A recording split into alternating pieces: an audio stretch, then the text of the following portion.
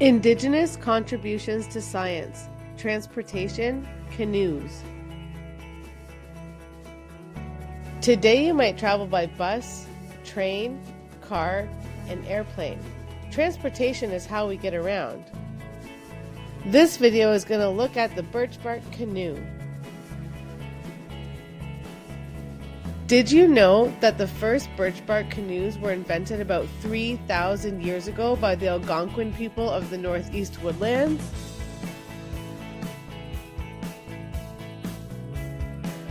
What made the canoe a great mode of transportation? They are hydrodynamic, which means they can move quickly in the water with little effort from the person paddling. They were sturdy and had large storage capacity, but light enough to be carried by one person.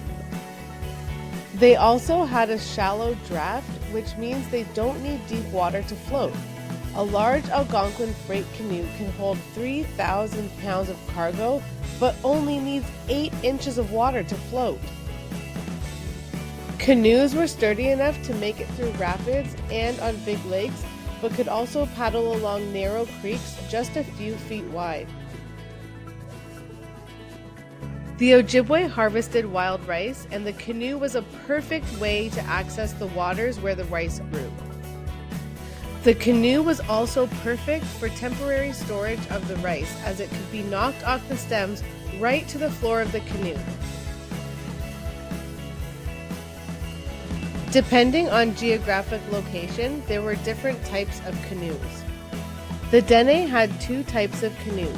A smaller version called a hunting canoe that ranged from 11 to 16 feet long, and a larger cargo canoe that were 16 to 23 feet long.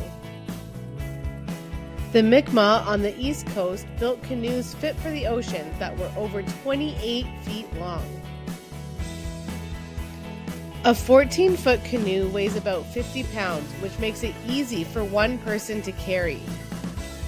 This is important because with the thousands of lakes and rivers on Turtle Island, many of them are separated by a mile or 2 of land, meaning the canoes would have to be carried to the next body of water. Not only did they use the stem process to make canoes strong and sturdy, they needed to have knowledge of botany, the study of plants. Before they could build a canoe, they needed to source the materials. Birch is light and strong and contains gum that protects the wood from rotting when wet. They knew the best time to harvest birch bark was between late April and early June, when the sap was running. At this time, the bark was moist and looser on the tree, making it easier to remove. Stretched out the bark to form the shape of the canoe. Then they poured hot water on the bark to keep it flexible and prevent it from cracking. To do this, they heated rocks over a fire until they were very hot. Then put them into a birch bark basket filled with water. When the water was heated, they poured it over the bark. To support the size of the canoe while it was being built, they created an external scaffold made of wooden posts.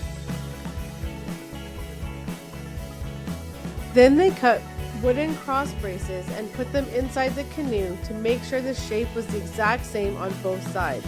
This ensured the canoe would move straight through the water. To keep the birch bark soft so it didn't crack when they bent it into shape, they poured more hot water onto it. After the birch bark panels were sewn together, all of the seams needed to be sealed. To do this, they used spruce gum collected from trees. To make the sealant, the gum was boiled to remove any dirt, then spooned out with a birch bark ladle and dropped into cold water to harden. They squeezed out any water and then heated it again, this time mixed with animal tallow, a hard, waxy substance made from animal fat. They had to make sure they had the exact right amount of tallow so it was soft enough not to crack, but hard enough not to melt on a hot day.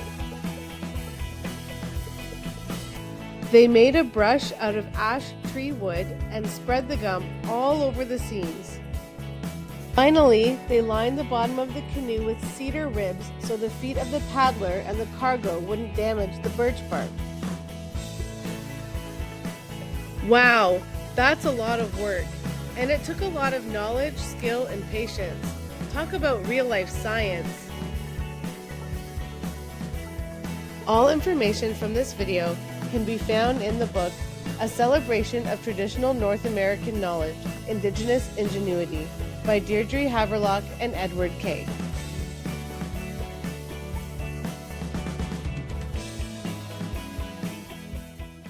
Created using Powtoon.